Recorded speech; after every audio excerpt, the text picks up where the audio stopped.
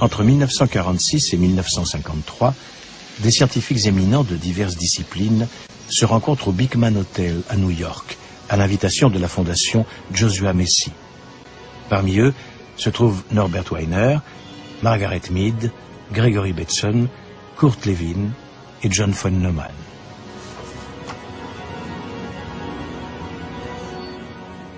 Le but de ces rencontres confidentielles, que l'on baptisera plus tard les conférences Messi et auxquelles participent parfois des agents de la CIA, créer une science permettant de prévoir et de contrôler le comportement humain. En ces temps de guerre froide, les États-Unis ont un besoin urgent de cette arme pour avoir l'avantage sur le nouveau champ de bataille du subconscient.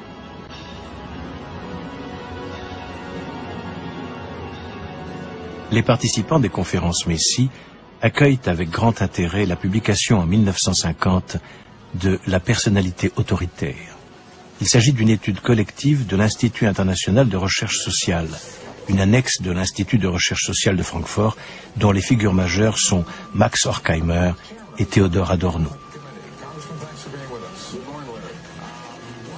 La personnalité autoritaire est à l'époque l'étude sociologique la plus complète d'une société, en l'occurrence les États-Unis.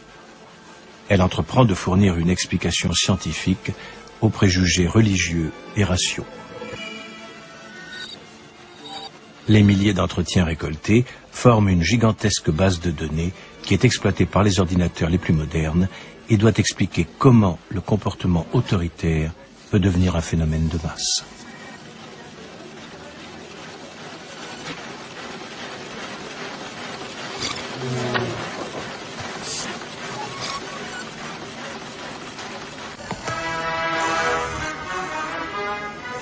Les auteurs de l'étude pensent que la cause se situe dans la matrice autoritaire de l'homme, qui est la clé de la psychologie du fascisme et des systèmes autoritaires en général.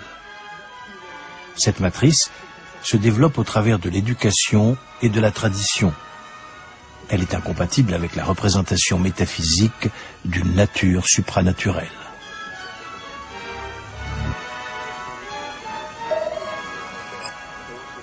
Objectif de la personnalité autoritaire, cerner l'individu potentiellement réceptif au fascisme et au racisme, spécialement envers les Juifs. À cet effet, les sociologues mettent au point une échelle qui doit mesurer le potentiel fasciste de l'individu, baptisée échelle F. Les tendances cachées de la personnalité doivent être mises à jour grâce aux techniques psychologiques les plus sophistiquées, comme celle du psychologue américain Henry Murray, l'un des pères des tests de recrutement actuels.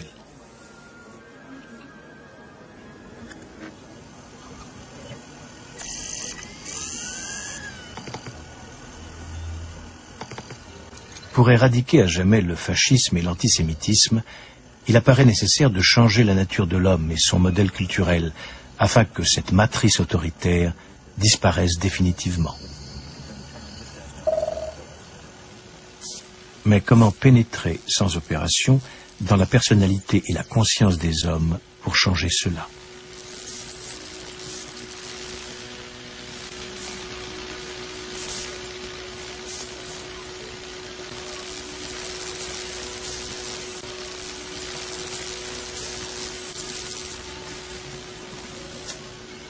D'après le psychologue gestaltiste Kurt Lewin, l'un des participants aux conférences Messi, il convient d'abord de détruire les anciens équilibres et valeurs pour rendre les relations fluides.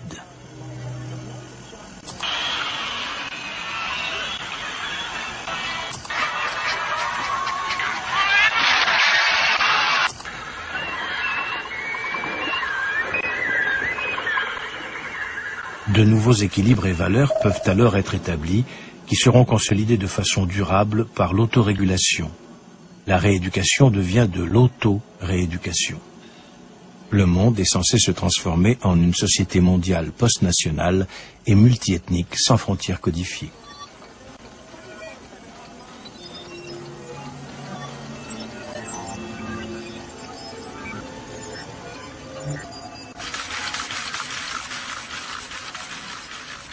Les participants des conférences Messi pensent pouvoir fournir les outils et les plans de construction nécessaires à l'avènement de ce nouvel ordre mondial. des machines à calculer nouvelles et plus rapides, ainsi qu'une théorie des systèmes et des modèles cybernétiques grâce auxquels tous les domaines de la science, de la culture et de la politique pourront être contrôlés et dirigés. Cela doit permettre la programmation d'un homme nouveau, d'un homme anti-autoritaire.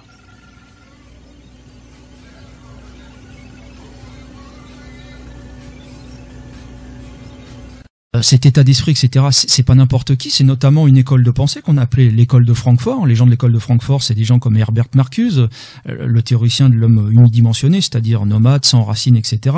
C'est des gens comme Horkheimer, Adorno, etc. C'est des gens qui sont des juifs issus d'Europe de l'Est, qui sont arrivés aux États-Unis dans les années 20, qui ont fui des pogroms en Europe de l'Est et qui ont théorisé la chose suivante. Ils se disent, si on vit dans une société homogène, blanche, par définition, la communauté juive, elle est toujours en danger. Par contre, si elle vit dans une société mélangée, c'est une communauté parmi une autre, elle est moins visible. Donc, ils théorisent tout ça, l'éclatement de la société blanche, etc., etc. Et donc, on en arrive à la situation d'aujourd'hui. On élit un président noir. D'ailleurs, le mentor de monsieur Obama, c'est quelqu'un qui est assez inconnu quand on connaît pas bien un peu les États-Unis. C'est le théoricien de la discrimination politique. Il s'appelle Saul Alinsky. C'est une sorte de juif trotskiste américain, etc. C'est lui le théoricien. C'était lui le mentor politique d'Obama à ses débuts. C'est lui qui l'a formé politiquement, etc. Voilà. Ça, c'est une réflexion intéressante pour montrer qu'en France aussi, il y a des courants qui travaillent depuis des décennies à faire la promotion sur l'égalité des races, etc. C'est pas seulement le grand patronat, c'est des ligues de vertu, et puis c'est tout un business qui s'est créé autour de ça, toute une confédération, toute une nébuleuse dans le showbiz, dans la pub. Peut-être pour revenir par rapport à ce que tu dis là, il y a quand même une spécificité américaine par rapport à un discours biblique. On sait que les États-Unis est un pays bien particulier, c'est un pays qui n'a pas d'histoire, qui n'a pas cette ancienneté que nous, on peut revendiquer comme un terreau, comme une véritable identité qui s'insère un peu sur une durée. Et là, Sunitch le définit bien par rapport au discours biblique. On voit bien, c'est quand même quelque chose de très particulier. Lorsque le président américain est élu, il prête serment sur la Bible.